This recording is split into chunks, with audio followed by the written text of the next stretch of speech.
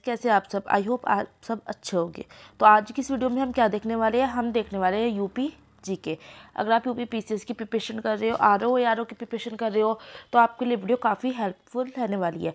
इसका जो first part था वो मैंने ऑलरेडी अपलोड कर दिया था, जो था आपका उत्तर प्रदेश की भूगर्भिक संरचना। आज की इस वीडियो में हम क्या देखेंगे, उत्तर प्रदेश का भौतिक विभाजन हम इस वीडियो में पढ़ने वाले हैं। एक एक करके मैं आपके सारे जो टॉपिक है वो कवर करा दूंगी एंड फिर मैं आपके प्रैक्टिस सेट लेके आऊँगी। तो चलिए स्टार्ट करते हैं। तो उत्तर प्रदेश का भौतिक विभाजन आ जाता है, ठीक है। एक मिनट वेट कीजिए।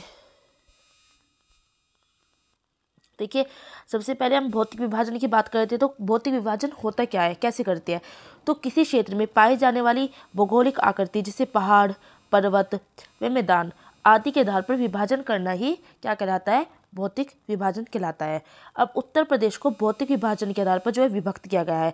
कितने क्षेत्र में, हम देखते हैं 3 में। कौन कौन से है वो, भाबर और तराई क्षेत्र है, गंगा यमुना का मैदान है और दक्षिण का पठारी क्षेत्र है, ठीक है।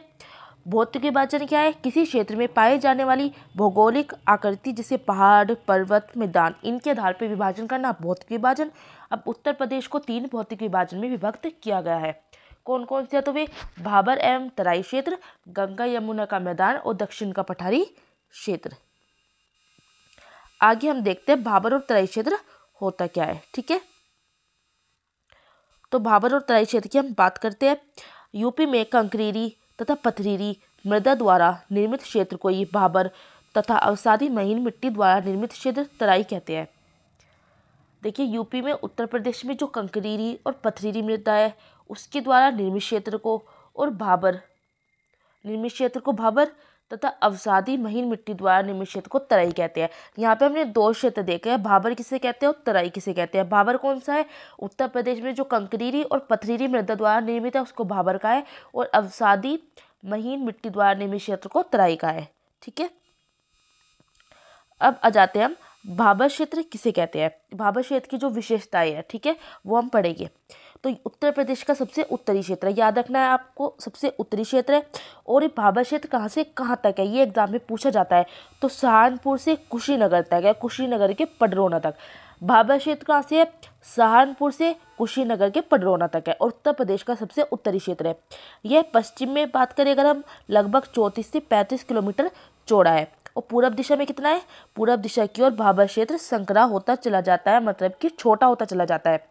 पश्चिम में क्या है, पश्चिम में जो है लगभग 34 से 35 किलोमीटर चौड़ा, और पूरब दिशा की तरफ यह संकरा होता चला जाता है।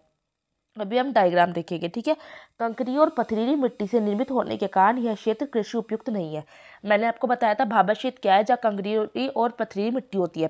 अब जहाँ कंकरी और पथरीली मिट्टी होगी तो जाहिर सी बात है वहाँ पे कृषि कार्य हो पाएगा, नहीं हो पाएगा। तो ये कृषि कार्य के लिए वहाँ पर उपयुक्त नहीं है।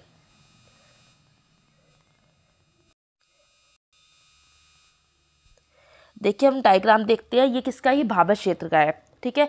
मैंने कहा था उत्तर प्रदेश का सबसे उत्तर का क्षेत्र, उत्तर मतलब ऊपर की साइड वाला, ठीक है, उत्तर का क्षेत्र है।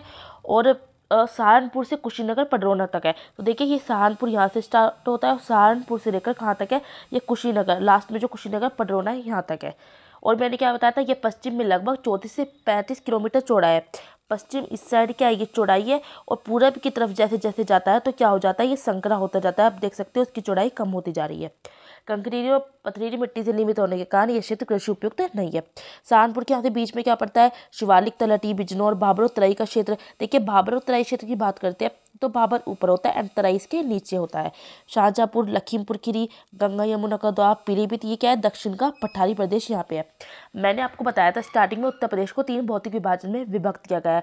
भाबर एवं तराई का क्षेत्र, आप देख सकते हो, ये रहा भाबर और तराई का क्षेत्र, ठीक है। और मैंने आपको क्या बताया था, मैंने आपको बताया था गंगा यमुना का मैदान।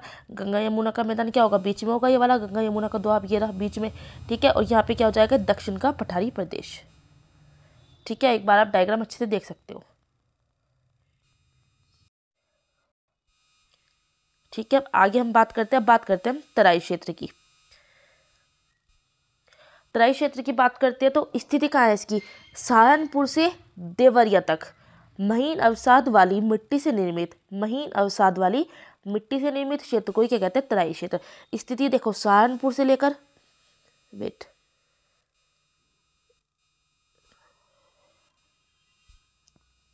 देखिए सहारनपुर से लेकर कहाँ तक है, ये देवारिया तक है, ठीक है, यहाँ तक देवारिया। और महीन अवसाद वाली मिट्टी से निर्मित इस क्षेत्र को तराई क्षेत्र कहते हैं, ठीक है। आप देख सकते हो, देखिए ये ऊपर भाबर का क्षेत्र है और ये नीचे क्या है, ये तराई का क्षेत्र है। और तराई के नीचे आता है ये खादर क्षेत्र और उसके नीचे आते हैं बांगर क्षेत्र या पठारी क्षेत्र, जिसको हम कहते हैं यहाँ पे क्या है, ये पर्वतीय क्षेत्र है। तराई क्षेत्र के अधिकांश भाग में साल, सेमुल, हल्दू और तेंदू के वृक्ष पाए जाते हैं। आपको याद रखना है, तराई क्षेत्र के अधिकांश भाग में, जो तराई का क्षेत्र है, इस भाग में क्या पाए जाते हैं, साल, सेमल, हल्दू व तेंदू के वृक्ष पाए जाते हैं। आगे बात करें अगर हम, ये जो तराई का क्षेत्र है वो धान और गन्ने की खेती के लिए प्रसिद्ध है। किसके लिए, धान और गन्ने की खेती के लिए जो तराई क्षेत्र है वो प्रसिद्ध होता है। एक नोट लिख लेते हैं, जैसे शिवालिक की ढूंढवा श्रृंखला, क्या, शिवालिक की ढूंढवा श्रृंखला पूर्वी उत्तर प्रदेश के तराई क्षेत्र में स्थित है। पूछा जाता है क्वेश्चन कि शिवालिक की ढूंढवा श्रृंखला कौन से तराई क्षेत्र में स्थित है, तो पूर्वी उत्तर प्रदेश। कभी कभी आपसे ये वायु श्रृंखला का नाम पूछ लेगा। प्रदेश के ऊंचाई वायु क्षेत्रों में प्राचीनतम जो जलोढ़ है उसको राढ़ के नाम से जाना जाता है। किसके नाम से, राढ़ के नाम से जाना जाता है, ठीक है। तो तराई क्षेत्र में आपको इतना ही पढ़ना है। स्थिति सहारनपुर से देवरिया तक है, महीन अवसाद वाली मिट्टी से निर्मित है। तराई क्षेत्र के अधिकांश भाग में साल, सेमल, हल्दू, तेंदू के वृक्ष पाए जाते हैं। धान और गन्ने की खेती के लिए प्रसिद्ध है। अब थर्ड पॉइंट आ जाता है गंगा यमुना का मैदान। चलिए अब इसे देख लेते हैं। निर्माण का है, इस क्षेत्र का जो निर्माण है वो गंगा की सहायक नदी, अब गंगा की सहायक नदी आपको याद करनी है। यमुना हो गया, रामगंगा, गोमती, शारदा, ताप्ती व गंडक आदि नदियों के द्वारा। गंगा यमुना का मैदान जो है वो उसका निर्माण कैसे होता है, तो इस क्षेत्र का निर्माण गंगा की जो सहायक नदी है यमुना, रामगंगा, ताप्ती, गोमती, शारदा, गंडक, इन नदियों के द्वारा होता है। चौड़ाई की बात करते हैं तो 80 किलोमीटर की चौड़ाई है। अब देखिए जो डायग्राम बन रहा है ना, यहाँ पे क्या है, ये गंगा नदी। अब गंगा की देखिए सहायक नदी यमुना ये रही, रामगंगा ये रही, ठीक है। और हम बात करते हैं तो यहाँ पे बीच में मध्य मैदान है, इसके इधर क्या ऊपरी मैदान, इधर पूर्वी मैदान है जिसे खादर कहते हैं। देखिए यहाँ पे आपको ये भी पता चल जाएगा बांगर और खादर किसे कहते हैं। और जो मध्य मैदान के ऊपरी मैदान है उसको बांगर कहते हैं और पूर्वी मैदान को खादर कहते हैं। चौड़ाई कितनी है इसकी, चौड़ाई की बात करते हैं तो 80 किलोमीटर इसकी चौड़ाई, आप देख सकते हो चौड़ाई, ठीक है। यह एक अत्यंत उपजाऊ मैदान है। क्या है ये, यह एक अत्यंत उपजाऊ मैदान है। और इस मैदान में अगर हम देखें, अगर पूछा जाए गंगा यमुना के मैदान में किसकी कौन सी फसल है, तो वहाँ पे मुख्यतः अगर हम देखें तो रबी और खरीफ की फसल पाई जाती है। इस मैदान में मुख्यतः रबी और खरीफ की फसल की जाती है। संरचना के आधार पर इस मैदान को 2 उपभागों में विभक्त किया गया है। अब ये 2 उपभाग कौन कौन से हैं, 2 उपभाग की अगर हम बात करें तो एक तो आ जाता है बांगल जो बहुत इंपॉर्टेंट है, और दूसरा खादर जिसकी मैं अभी आपसे बात कर रही थी। तो बांगल क्षेत्र पुराने जलोढ़ मैदान है। बांगल क्षेत्र क्या होता है, जो पुराने वाले हैं, ओल्ड, याद रखना है, पुराने जलोढ़ मैदान वो बांगल है। और नए जलोढ़ मैदान को क्या कहते हैं, खादर कहते हैं। बांगल जो है पुराने जलोढ़ मैदान है। इसका निर्माण कैसे होता है, मध्य प्लिस्टोसीन काल के दौरान निर्माण हुआ है। बांगर का निर्माण कैसे हुआ है, मध्य प्लिस्टोसीन काल के दौरान इसका निर्माण हुआ है। उच्च भूमि वाले क्षेत्रों में जहाँ बाढ़ का पानी नहीं पहुँच पाता, उच्च भूमि वाले क्षेत्र जहाँ पे क्या होता है, बाढ़ का पानी नहीं पहुँच पाता, मतलब जो बांगर क्षेत्र है वह कैसे है, वो अनुपजाऊ क्षेत्र है। और खादर क्या है, नई जलोढ़ मिट्टी वाले हैं। तो जो उपजाऊ क्षेत्र है वो खादर और जो उपजाऊ वो बांगर है। जो पुरानी जलोढ़ मिट्टी वाले हैं वो बांगर है और जो नई जलोढ़ मैदान है वो क्या है, खादर है। आई होप आपको इतना समझ आया होगा, ठीक है। अब हम बात करते हैं आगे। अब आ जाते हैं हम दक्षिण का पठारी क्षेत्र। दक्षिण के पठारी क्षेत्र की बात करेंगे तो दक्षिण पठारी क्षेत्र को बुंदेलखंड के पठार के नाम से भी जाना जाता है। पूछा जाता है बुंदेलखंड के पठार का दूसरा नाम क्या है, तो दक्षिण का पठार क्षेत्र। टोटल एरिया की बात करते हैं, कुल क्षेत्रफल, ठीक है। कुल क्षेत्रफल इसमें आप देख सकते हो कितना है, ये 45,200 वर्ग किलोमीटर, ये आपको याद रखना है। औसत ऊंचाई कितनी है इसकी, 300 मीटर है, परंतु कुछ स्थानों पर इसकी ऊंचाई कितनी जाती है, कभी कभी 450 मीटर भी हो जाती है। एग्जाम्पल की बात करें तो मिर्जापुर व सोनभद्र में सोनाकर व कैमूर श्रेणी की पहाड़ी। दक्षिण का पठारी क्षेत्र का एग्जाम्पल आ जाए तो मिर्जापुर और सोनभद्र में सोनाकर और कैमूर श्रेणी की पहाड़ी, ये क्वेश्चन पूछा भी गया है, ठीक है ना। यहाँ देख लेते हैं कि दक्षिण का पठारी क्षेत्र, यहाँ पे देखिए बीच में चंबल है, बेतवा है, केन नदी, टॉस और सोनी सभी पड़ती है। दक्षिण के पठारी प्रदेश में प्रवाहित होने वाली नदी कौन सी है, यही बेतवा, सोन, चंबल, केन, टॉस, तो जो मैंने आपको यहाँ मैप पे दिखा रखी है। आगे देख लेते हैं प्रमुख फसल कौन सी है। यहाँ पे ज्वार, चना और गेहूँ। ठीक है। निर्माण विंध्य शैल समूह द्वारा। ये क्वेश्चन पूछा गया है कि बुंदेलखंड के पठार का निर्माण कैसे हुआ है, तो विंध्य शैल समूह के द्वारा है। क्षेत्र कौन से आते हैं, झांसी, जालौन, हमीरपुर, बांदा, ये सब आते हैं। आगे देख लेते हैं अब हम दक्षिण का जो पठारी क्षेत्र है। ठीक है। दक्षिण के पठारी क्षेत्र की बात करें तो बुंदेलखंड पठार जाता है, एक इसमें आ जाता है बघेलखंड पठार। दो में विभाजित किया गया है, बुंदेलखंड पठार और बघेलखंड पठार। बुंदेलखंड पठार की बात करें तो मध्य प्रदेश और यूपी राज्य में आता है, मध्य प्रदेश और यूपी राज्य में आता है ये। और बघेलखंड जो पठार है वो विंध्याचल पठार के नाम से भी जाना जाता है। बुंदेलखंड पठार की बात करें, इसमें क्षेत्र वही झांसी, जालौन, महोबा, ललितपुर, बांदा, हमीरपुर, चित्रकूट और इसमें ये सब आते हैं। ठीक है। और हम बात करते हैं बघेलखंड पठार की, जो उत्तर प्रदेश राज्य के दक्षिण पूर्वी क्षेत्र में स्थित है। और इसमें कौन कौन से आते हैं, तो इसमें हम बात करते हैं तो इसमें जो आपके जाते हैं सोनभद्र, मिर्जापुर, चंदौली दक्षिण भाग में, प्रयागराज के अंदर ये आता है। ठीक है। चलास जो घास है, चलास घास का नाम है चलास घास अधिकतम मात्रा में पाई जाती है कहाँ, बुंदेलखंड पठार में। इस पठार के जो बघेलखंड है, इस पठार के दक्षिण में नर्मदा भ्रंश घाटी स्थित है। जैसे नदी यहाँ पर सोन, कर्मनाशा, बेलन, ये आपको याद रखना है।